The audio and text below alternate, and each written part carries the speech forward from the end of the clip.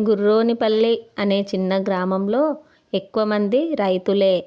వారు వర్షాలపై ఆధారపడి పంటలు పండించేవారు. ఒక సంవత్సరం వర్షాలు లేక భూమి ఎండిపోయింది. బావులు, చెరువులు ఖాళీ అయ్యాయి. పంటలు పండక రైతులు ఆందోళన చెందారు. పశువులకు నీరు, గడ్డి కూడా దొరకలేదు. గ్రామంలో కరువు పరిస్థితి ఏర్పడింది. అప్పుడు రామయ్య అనే వృద్ధుడు గ్రామస్తులను కూడగట్టాడు. మనమంతా కలిసి పనిచేస్తే ఈ కష్టాన్ని దాటవచ్చు అని చెప్పాడు. అతని మాటలకు ప్రేరణ పొంది అందరూ కలిసి చెరువులను శుభ్రం చేసి లోతుగా తవ్వారు.